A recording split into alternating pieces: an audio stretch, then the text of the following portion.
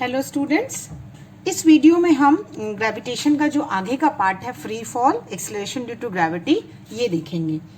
Actually some experiment जो perform किए गए उसमें ये स्टडी किया गया कि जो अगर आप कोई भी बॉडी ऊपर से फेंकते हैं जिसके मासेस डिफरेंट है, मान लीजिए एक आपने स्टोन फेंका है और एक फेदर फेंका है, सो व्हाट विल हैपन, अलग अलग टाइम पर दोनों बॉडी को ग्राउंड पर गिरना चाहिए, करेक्ट।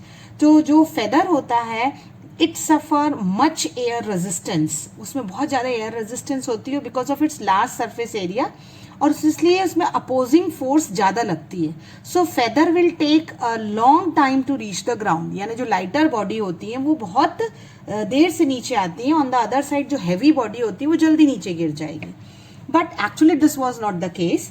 हमें फाइनली गैलीलियो ने कंक्लूड करके बताया है कि एक्सपेरिमेंट्स जो परफॉर्म किए गए, अगर हम एयर रेजिस्टेंस निग्लेक्ट कर दें, this is the condition, but you have to neglect the air resistance, then the body of different masses which are dropped simultaneously from the same height will hit the ground at the same time। यानी जो हमारा small m है वो आपका free fall पे, मतलब g जो उसमें बॉडी जो गिर रही है जब एक्सेलरेट हो रही है नीचे आते समय जब आपको, तब उस पर डिपेंड नहीं करेगा। यानी हैवी बॉडी हो या लाइट बॉडी हो, दोनों ही बॉडी सेम टाइम पर नीचे आएंगी। तो जब बॉडी आपने ऊपर से नीचे फेंकी है तो फ्री फॉल में क्या हुआ, बॉडी एक्सेलरेट हो गई है, तो acceleration with which body is falling towards the earth is called acceleration due to gravity irrespective of the mass. उसका मास से कोई लेना देना नहीं है, ठीक है। और अगर फ्री फॉल को डिफाइन करना चाहूं तो फ्री फॉल किसको कहते हैं, falling body on which only the ji force of the earth act, जिसपे सिर्फ जी फोर्स लगती है जिसके कारण वो नीचे जा रहा है, that is called free fall. यानी अगर हम फ्री फॉल पे स्टडी कर रहे हैं तो वहां ग्रेविटी नहीं है, जी इज जीरो, करेक्ट। अब हम एक एक्सप्रेशन दिखाते हैं, जैसे मैंने अभी आपको बताया था कि what is F equal to, F is equal to capital G m1 m2 upon R square. हम अपने लास्ट वीडियो में स्टडी कर चुके हैं कैपलर लॉ के साथ, so please go through it. अब मैंने एक अर्थ लिया है, अर्थ का मास में m ले रही हूँ, रेडियस r ले रही हूँ, ये हमारा कंसिडरेशन है। और हमने अर्थ के सरफेस पर एक और बॉडी रखी है जिसको हम स्मॉल m कह रहे हैं, correct. So what will B now my force, it is g capital M small m upon r square, क्योंकि अर्थ जो है वो कैपिटल M मास का है जो स्मॉल m की बॉडी को क्या कर रहा है, फोर्स लगा रहा है। और ये सॉरी r जो है वो कैपिटल हो जाएगा। इस r कैपिटल की वैल्यू होती है 6400 kilometre. This is the fix value of the radius of earth which you have to remember, ठीक है। अब हम जानते हैं कि जब फ्री फॉल हो रही है बॉडी पे, तो आपने कहा कि वो फ्री फॉल में जो ma है, क्योंकि वो नीचे आ रहा है इसलिए ग्रेविटी उसको नीचे खींच, only the ji force is acting. तो acceleration due to gravity consider करने की, ये फोर्स जो है वो न्यूटन लॉ ऑफ ग्रेविटेशन के कारण है। ये फोर्स भी हमें न्यूटन ने ही बताई है, F इक्वल टू ma, एक ही जगह हमें एक्सेलरेशन ड्यू टू ग्रेविटी लेना है। हम दोनों को अगर इक्वेट करते हैं तो क्या आएगा, G m by R square is equal to mg, correct. यहाँ हम स्मॉल m कैंसिल कर सकते हैं, जो मास ऑफ द बॉडी था, तो स्मॉल g क्या आया, एक्सेलरेशन ड्यू टू ग्रेविटी जो कांस्टेंट है, capital M mass of the अर्थ जो कांस्टेंट है, and r square the radius of the earth which is again a constant, ठीक है। जो हम सबकी वैल्यू पुटअप करते हैं, आप जानते हैं कैपिटल जी की वैल्यू मैंने आपको लास्ट वीडियो में बताई है 10 टू द पावर -11, आर की वैल्यू मैंने अभी आपको बताई 64.4 into 6 to 10 to power 6 metre है, 6.4 रेडियस ऑफ द अर्थ, और मास ऑफ अर्थ भी आप चाहें तो याद कर सकते हैं 5.98 10 टू द पावर 24 kg, ये भी न्यूटन मीटर स्क्वायर पर kg स्क्वायर में होगा।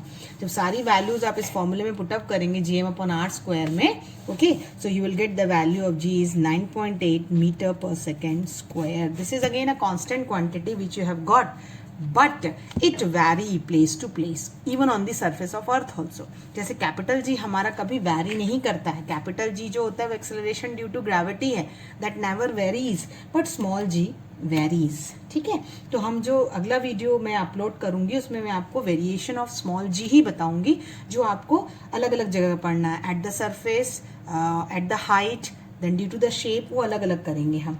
उसके पहले हम देखते हैं कि g की value on the surface of moon क्या है, ओके।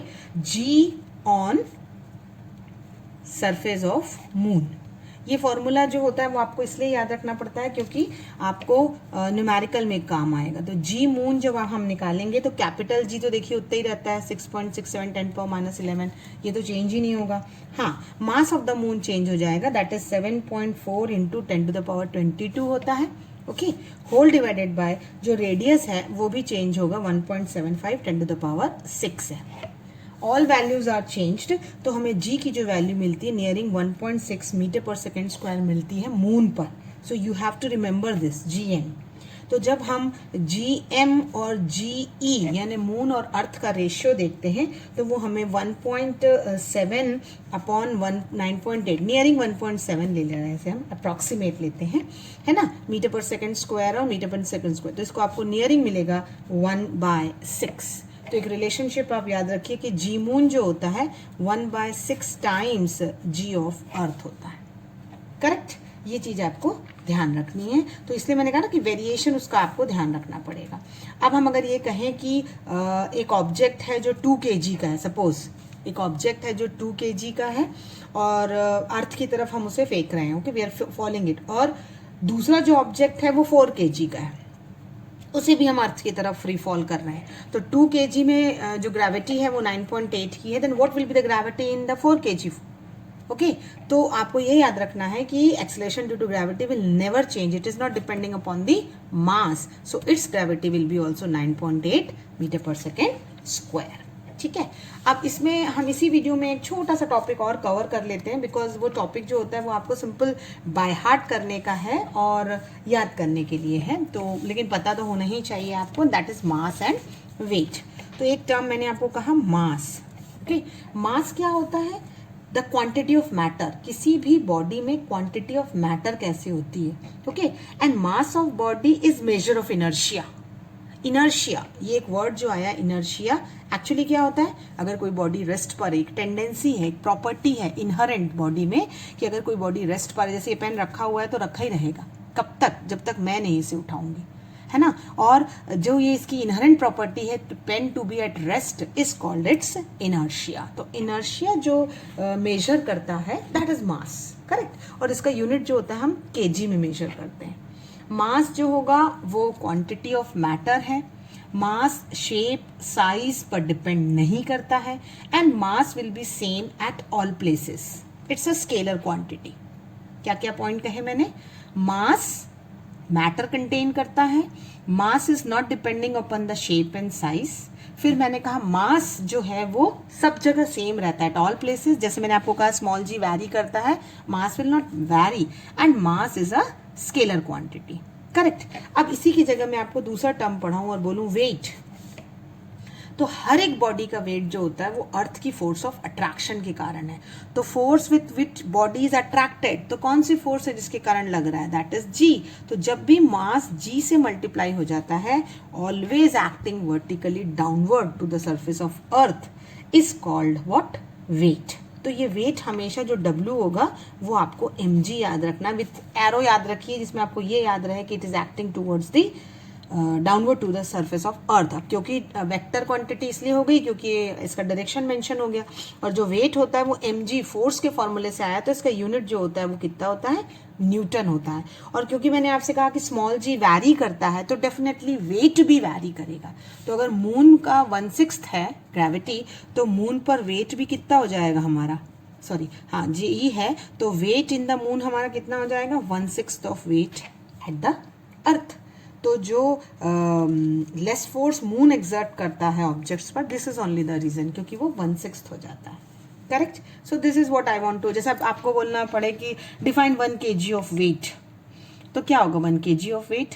1 kg ऑफ वेट होगा जब आप 1 kg ऑफ मास, है ना, 1 kg ऑफ वेट जो होगा, it will produce the acceleration of 9.8 metre पर second square in the body of 1 kg mass. तो इसीलिए इस बात को ध्यान रखिएगा, ये बहुत इंपॉर्टेंट फॉर्मूला है कि 1 kg weight is nothing but 9.8 Newton.